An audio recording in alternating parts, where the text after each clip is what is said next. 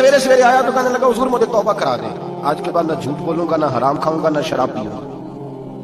تو کہتے ہیں جتنے لوگ بیٹھے تھے کان کھڑے ہو گئے، کہ تجھے کیا ہوا؟ کہنے لگا 11-12 سال کا نوجوان آیا مجھے توبہ کرا گیا، چڑھتی جوانی، 11-12 سال 14-15 سال کا بچہ مجھے توبہ کرا گیا۔ تو کہتے ہیں ہم محو حیرت ہوئے کہ اتنا سا بچہ۔ تو کہتے ہیں کسی نیک باپ کا بیٹا تھا، کسی پرہیزگار ماں کا بیٹا تھا، گھر میں تربیت کی۔ اتنے بچے تو خانقاہ بھی نہیں جاتے، اتنے سے بچے تھوڑی کسی ادارے کے فارغ التحصیل ہوتے ہیں، کس مدرسے سے پڑھے ہوتے ہیں؟ کہتے چھوٹی سی عمر۔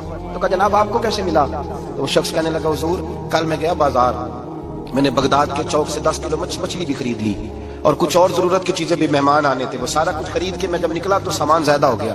چوک میں مزدور بیٹھے ہوتے تھے، میں نے کہا بھئی میرے ساتھ فلاں محلے تک سامان پہنچانا ہے۔ وہ بچہ کہنے لگا چچا اگر میں چلوں تو، میں نے اس کو ایڈریس وغیرہ بتلایا تو 3 دینار مزدوری طے ہو گئی سامان گھر پہنچانے کی۔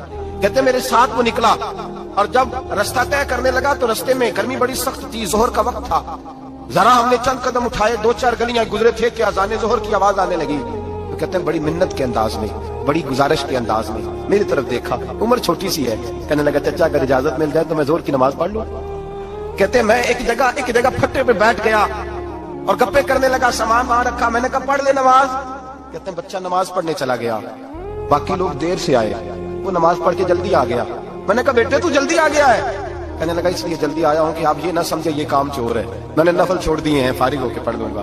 کہتے ہیں سامان اٹھایا، رستے میں گرمی شدت کی تھی، اس کا پسینہ بہنے لگا، میں آگے بڑھا، میں نے کہا بیٹے سامان تھوڑی دیر کے لیے مجھے دے دو، گرمی زیادہ ہے۔ کہنے لگا چچا کسی کا تربیت یافتہ ہو، کسی نے ٹریننگ دی ہے، کہ ماں باپ نے کہا تھا حرام لقمہ گھر نہ لانا، کہ بات کیا ہوئی؟ کہنے لگے میں آپ کو نہیں دے سکتا، اس لیے کہ 3 دینار مزدوری گھر پہنچانے کی طے کی ہے، اگر آپ اٹھائیں گے تو پھر میں پیسے پورے نہیں لوں گا۔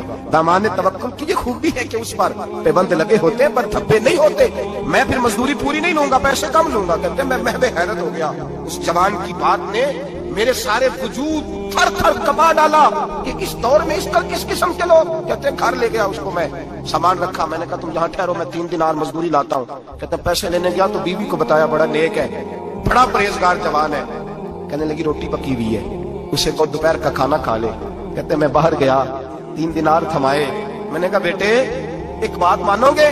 تو کہتے ہیں 3 دینار دے کے کہنے لگا اب تو آپ مالک ہو گئے، میں نے نمک کھا لیا ہے، اب تو ہر بات مانوں گا، اصلہ نال جو نیکی کریے نسلہ تاک نہیں بھول دے، میں اب ہر بات مانوں گا۔ تو میں نے کہا دوپہر کا کھانا کھا لو۔ کہتے ہیں اس کی گردن جھک گئی اور بڑے دھیمے لہجے میں کہنے لگا میں نہیں کھا سکتا، میں نے روزہ رکھا ہوا ہے، روزہ رکھا ہوا ہے، نفلی روزہ رکھا ہوا ہے۔ کہتے ہیں میں اور پریشان ہوا، میں نے فوری طور پہ سوال کیا کہ اب تو کدھر جائے گا؟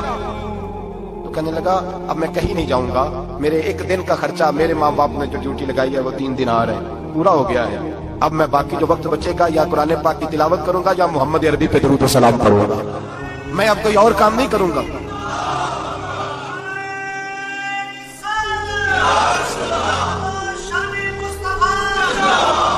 شخص کہنے لگا کہ میں نے کہا افطاری کر لینا، کہنے لگا مجھے مسجد بتا دو، میں جا کے اللہ اللہ کرتا ہوں، مجھے شام کو لے آنا۔ افطاری ہمارے ساتھ اس کی طے ہو گئی، مسجد چلا گیا، مغرب بعد لینے گیا تو کہنے لگا عشاء کے بعد آنا، اب تو میں نے پانی سے افطار کر لیا، کھانا کھانے جاؤں گا تو جماعت رہ جائے گی۔ کہتے ہیں عشاء کے بعد میں لایا، اس کو کھانا کھلایا، رات گہری ہو گئی تو میں نے کہا تو سو نہیں جاتا؟ کہنے لگا کوئی عرض نہیں، کبھی دور مزدوری کرنے نکل جاؤں تو رہ بھی جاتا ہوں، گھر والوں کو پتا ہے۔ کہتے میں نے مسافر خانہ کھولا، یوں سمجھیے ڈرائنگ روم بیٹھک میں نے کھولی، اس کو سلا دیا، میں اور میری بیوی اپنی معذور بیٹی کو روٹی دینے گئے اور ہم نے جا کے اس کو کھانا کھلایا جو ٹانگوں سے معذور تھی، اور ساتھ کہا کہ بیٹی آج بڑا پرہیزگار جوان ہمارا مہمان ہے، آج چڑھتی جوانی اور تقوی کی روشنی اس کے چہرے سے چمکتی ہے، کیا بات ہے، بڑے ہی اچھے گھرانے کا تربیت یافتہ ہے۔ کہتے ہیں بچی کو کھانا کھلا کے لوٹے، اپنے کمرے میں سو گئے، بیٹی اپنے کمرے میں لیٹ گئی، ترس گئے تھے کہ بیٹی قدموں پہ چلے۔ تہجد کا وقت ہوا تو دروازے پہ دستک ہوئی، بڑی بے چینی کے ساتھ اٹھے میاں بیوی کون ہے؟ بیٹی کی آواز آئی ابا جی دروازہ جلدی کھولیں۔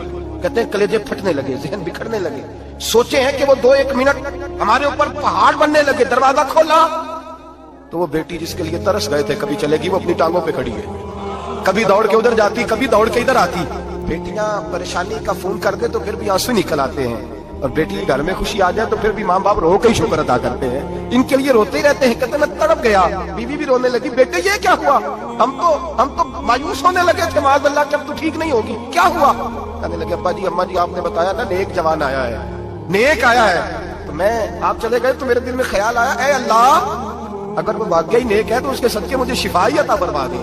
یا الذین آمنوا اتقوا اللہ وابتغوا الیہ الوسیلہ، اے اللہ صحت ہی دے دے. کہتے ابھی میری دعا بھی پوری نہیں ہوئی کہ میرا وجود حرکت کرنے لگا اور یہ دیکھو میں اٹھ کے کھڑا ہو گئی ہوں. کہتے ہیں ہم لوگوں نے یہ دیکھا تو بھاگے اس کے کمرے کی جانب.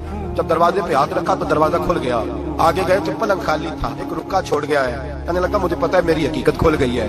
میں نے یہ کرامت کوئی کمپنی کی مشہوری کے لیے نہیں دکھائی کہ لوگ میرے پیچھے بھاگنے لگے، مرید ہونے لگے، طواف کرنے لگے. میں تو اللہ کا بندہ ہوں.